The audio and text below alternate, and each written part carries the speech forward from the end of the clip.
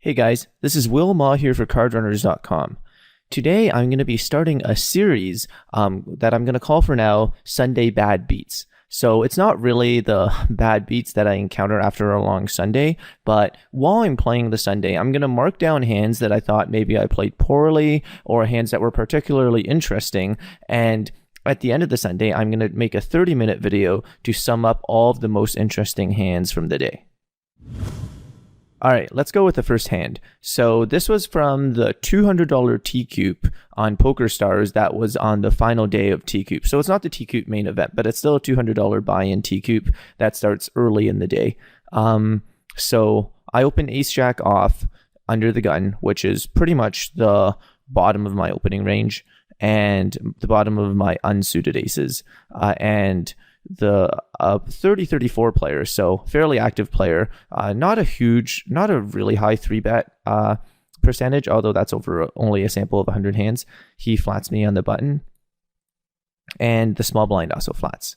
So we get a 7-5-5 flop, and the small blind checks to me. I decide to continuation bet here. So I think when a player is this active, 30-34, he's just going to be folding quite often to the continuation bet. And same with the small blind. Like, I think, so if the big blind defended, this is sort of a different story. If the big blind defends, there's more of a chance that you're going to get check raised by something like 8-9 or 8-6, or he might even have a 5. There's more sevens in his range.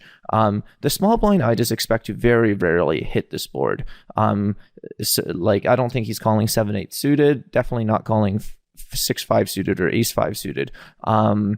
He probably is calling some pairs, but I don't expect him to be calling like pocket fours or even pocket sixes. I think a lot of players won't set mine here just because set mining has gone more and more out of fashion. So I bet just because I expect to get folds very frequently from both of them. And although something could be said about I'm only getting worse hands to fold, and I do think that's true. I don't think if either of them has ace queen, I do expect them to continue with the hand. So and any pair, I do expect them to continue. So in some sense, I am only getting worse hands to fold, but it's not like I'm going to win the pot by checking and trapping like Jack 10 suited or something. Like if I could check call. I don't think it's terrible, but it's still going to be very difficult to get to showdown and win a showdown against two random cards. And even two random cards like Queen 10 will have 6 outs and will often get there, and they're going to bluff when they miss and stuff like that. So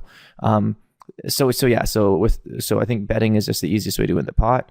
The button flats. So I guess you can see he has ace 7 here, but of course at that point I didn't know that. Small blind folds. We turn a jack, and I decide to actually check here. So at the time, I think after checking, I immediately regretted it. I was like, I don't know why I checked. But upon further thought, I actually think I like my check. If it was like the jack of hearts, something that doesn't put a flush draw out, I would definitely like my check. I do want to be betting, like ace 10 of clubs. I do want to be betting flush draws here. So in that sense, it is also good to bet your good hands to balance it out. But I think I have enough good hands between queens, kings, aces, and I think I'm betting pocket sevens on the flop. So I mean, I think I never have a straight draw here. I'm not opening 10-9 suited under the gun. So I am only barreling flush draws on the turn for bluffs. And I think I think it's close. I think betting is definitely okay. So I'm betting my flush draws as bluffs, and I need to bet value hands to balance that out. And I think between pocket sevens and queens plus, that's enough. I didn't do an exact calculation. Maybe it's not quite enough, and maybe I do need to be also value betting ace jack here to balance all my flush draw bluffs.